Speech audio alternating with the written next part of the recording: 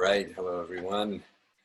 Welcome again to the 5G Into the Abyss reading series, in which myself and some invited guests read pieces of text and literature that feels in dialogue with moments of deep reflection and pause, as brought upon by seeing the ever-present abyss a little clearer around us. So today we continue and we finish Schopenhauer as Educator, Nietzsche's essay in his series of the Untimely Meditations. This is the third Untimely Meditation. It's translated and with notes by Daniel Pellerin. It's Schopenhauer as Educator by Friedrich Nietzsche. This is section 5. To catch up, there are earlier sections in the previous sessions here on my YouTube channel. So here we go. Section 5. Thus, we need to ask ourselves seriously and resolutely whether it is possible for such an incredibly lofty end to be brought close enough that it might educate us as it pulls us upward, lest Goethe's great pronouncement be fulfilled. Quote, "Man is born to limitation.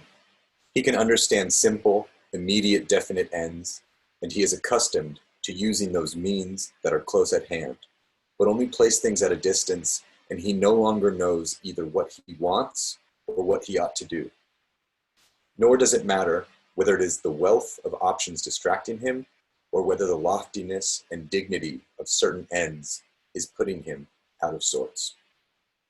He is doomed to misfortune whenever he is driven to strive for something to which he cannot draw close by his own regular activity. Thus, it may seem a very legitimate objection against Schopenhauerian man that his very dignity and loftiness can only put us out of sorts and place us outside any community of active men, that it makes our duties lose their coherence and leaves the flow of life blocked up. One man may take his sullen leave and get used to living by a double standard, and in contradiction to himself, insecure wherever he turns, and therefore more enfeebled and infertile by the day. Another man may decide to refrain from action as a matter of principle and get to the point where he can barely endure seeing others act at all. Great dangers arise whenever things are made too difficult for human beings and when they are no longer able to fulfill their duties. Thus, the stronger natures may perish, while the weaker and more numerous ones sink into easygoing lethargy and finally lose even their ease to their laziness. In addressing that objection, let me grant that our work has barely begun. Judging by my own experience, there is only one thing I see and know for certain, that it is quite possible for us to submit to a chain of fulfillable duties derived from our image of the ideal. Indeed, some of us can already feel the weight of that chain around our necks. Let me make a few preliminary comments so that I may have fewer apprehensions about presenting a formula that summarizes the new circle of duties that we have been speaking about. Deeper human beings have at all times felt compassion with the animals because they suffer from life without having any power to turn the sting against themselves and to understand their own existence metaphysically. To witness such pointless suffering is profoundly appalling. Thus, the suspicion arose in several places around the world that the burdened souls of guilty human beings have become embodied in these animals, and that what looks so appalling at first glance turns out, before the eye of eternal justice, to be full of good sense and meaning as punishment and penance. It is truly a grave punishment to live as an animal, driven by hunger and craving, unable to arrive at any comprehension of life. What worse fate could there be than that of a beast of prey chased through the wild by its own gnawing torments, denied all but the most fleeting satisfactions, which soon turn into agony as it runs from one deadly fight to another, beset by disgusting greed and doomed to nausea for mindlessly gorging itself wherever it can. To cling so blindly and madly to a worthless life far from any awareness that one is being punished, let alone for what, and indeed to lust for that very punishment as if it were happiness, with the utter stupidity of the most savage craving. That is what it means to be an animal. If the whole of nature presses on towards man, it goes to show how desperately she needs to be redeemed from the curse of animal life, and that with man, existence has finally arrived at a mirror in whose reflections life may no longer appear meaningless, but rather imbued with metaphysical significance at last. Let us consider then where the animal ends and where man truly begins, that man in whom nature is so exclusively interested. He who craves life as if it were a pleasure has not raised his sight above the animal horizon. He only desires with a measure of awareness what the animal seeks blindly. But so it goes with most of us most of the time. We cannot usually escape animal existence, and thus we are ourselves those animals that appear to be suffering so meaninglessly. Then there are moments when we understand, when the clouds are scattered and we can see ourselves along with everything else in nature, pressing on towards man, towards something high above us. We look around in the sudden light and shudder at what we see. There go the refined beasts of prey, and we among them.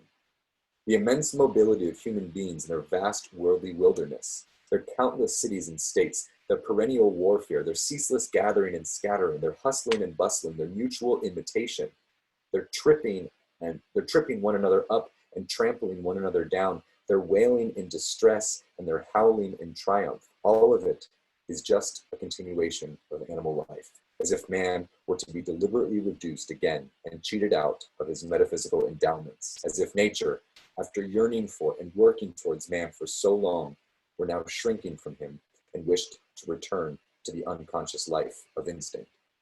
Alas, nature needs insight, but dreads it at the same time, however great her need.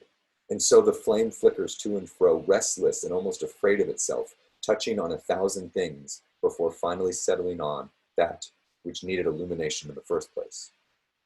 There are occasional moments when we all realize that our most elaborate arrangements are made because we wish to escape our essential task in life, that we are eager to hide our heads in the sand as if our 100-eyed conscience were unable to find us out, that we quickly give our hearts away to the state, to money-making, to social life, or to science only so that we may rid of it, that we go much further than our livelihood would require in enslaving ourselves to the most wearisome drudgery, because nothing seems more necessary to us than to keep ourselves from gaining consciousness. We are all in a rush because we are all running from ourselves. We are all bashfully eager to disguise our hurry because we would like to seem happy and to fool any keen-sighted observer who might discover our actual misery. And we all feel the need for ever new, tinkling cymbal words that we might use to embellish life and give it a festive appearance.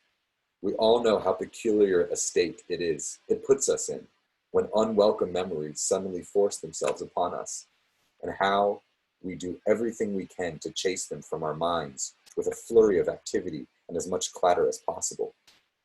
So it is evident from the noisy activity of everyday life that we are in such a state all the time, terrified of memory and the inward life. What is it that keeps assailing us? What mosquito is robbing us of sleep? Every moment of life wants to tell us something. It is as if we were surrounded by ghosts whose voices we do not want to hear. We get afraid that when we are alone and quiet, something might be whispered in our ears. And so we hate the silence and numb ourselves with socializing.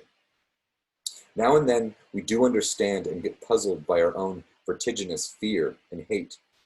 But the whole sleepwalking, fear and haste, but the whole sleepwalking condition in which we so dread awakening and dream all the more vividly and restlessly as morning nears. We also feel, however, that we are too weak to endure such inner awareness for more than a moment, and that we are not those men towards whom nature is pressing. It is already a lot for us that we occasionally lift our heads a little above the water, and that we notice how deeply we are submerged in the stream. Even when we do surface and awaken for a fleeting moment, our own strength does not suffice for us, but we need helpers to lift us up. And who are those helpers? They are the true men, those who are animals no more, the philosophers, artists, and saints. At their emergence, by their emergence, nature jumps for joy just that once, although she never takes any leaps otherwise. For the first time, nature senses that she has attained her end, whereupon she realizes that she must wean herself from having goals and that she has carried the game of life and becoming too far. She is transfigured by her realization, and her face is illuminated by the mild fatigue of the evening, by beauty, as human beings call it. What her radiant features now reveal is the great enlightenment about existence, and the highest wish that any mortal can make is for his eyes and ears to be opened so that he might share in this enlightenment permanently. When one considers all the things that Schopenhauer must have heard in his life, will one not cry out, "How deaf are my ears, how dull is my mind, how flickering my reason, how shrunken my heart. Alas, how contemptible is all that I call my own. What misery to flap one's wings without being able to fly, to see something high above oneself without being able to rise, to arrive at the path towards which the unfathomably free gaze of the philosopher points, and to take a few stumbling steps only to turn immediately back." If one's highest wish were to come true even for a single day, how gladly one would pay for it with all the rest of one's life. The soul becomes solitary and boundless when one so much as imagines oneself climbing up to the highest peaks of thought, where the air is purest and coldest, where there is an end to mists and veils, where things communicate their innermost properties in a language that is rough and rigid, but unmistakably clear.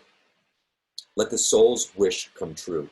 Let a man's gaze rest even once upon things with the straightness and brightness of a beam of light, and it would be the end of all shame, all fear, and all craving. What words could do justice to such a state of unprecedented, mysterious alertness without agitation, the state of a soul like Schopenhauer's when it expands itself upon the immense hieroglyphics of existence, upon the principles of becoming inscribed upon every stone, not blanketing everything with the dark of night, but rather flooding the world with the gleaming rays of rose-fingered dawn. What could be more miserable, on the other hand, than the lot of the less gifted man who has glimpsed just enough of the unique destiny and bliss of the philosopher to feel how arbitrary and unfulfilled his own life, that of the non-philosopher, whose desires are in vain, whose desires are as vain as they are hopeless, and who knows that he is a fruit off the same tree, only trapped in the shade, where he can never ripen, even as he sees the sunlight reach the branches just beside his. These torments might easily make the less gifted man envious and spiteful, as if he were made of such stuff, but in the end, he is likely to turn around his soul so that it might no longer be consumed by yearning, and that is when he will discover a new circle of duties. Now I am ready to answer the question whether it is possible to draw close to the great ideal of Schopenhauerian man by one's own regular activity. One thing above all is certain: the new duties of which we are speaking are not meant to isolate a man, but rather to give him a place within a powerful communion of purpose, a purpose that is not defined by external forms or laws, but by a central idea, the idea of culture, which challenges every one of us with a single-minded demand that we should contribute our share to the perfection of nature, both within ourselves and outside ourselves, that is, to the emergence of the philosopher, the artist, and the saint.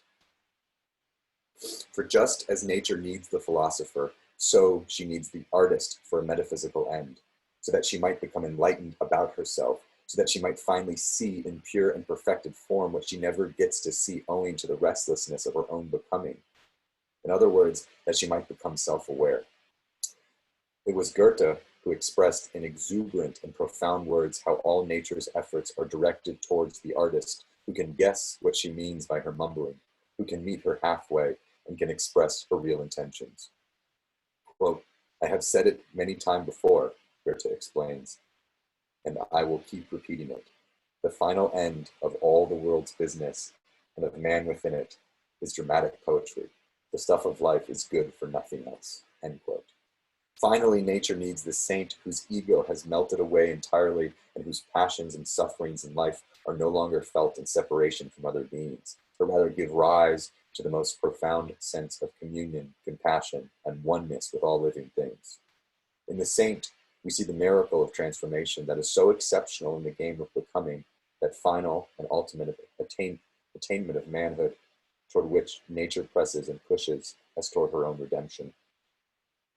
No doubt, we are all related and connected to the saint, as we are all related to the philosopher and artist. There are moments, sparks from the brightest fires of loving kindness, we might say, in whose light we no longer understand the word I. For there is something on the other side of our being to which we gain access in those special moments, something that leaves us yearning from the bottom of our hearts to the bridges whereby we might keep crossing from here to there. In our usual condition, on the other hand, we have little to contribute to the emergence of the redeeming man. That is why we loathe ourselves in that condition, a loathing that is at the root of the pessimism with which Schopenhauer reacquainted our age, though it is as old as the yearning for culture. I call loathing the root, not the flower, of that pessimism. It is ground floor, not its steeple. The starting point of its journey, not the destination.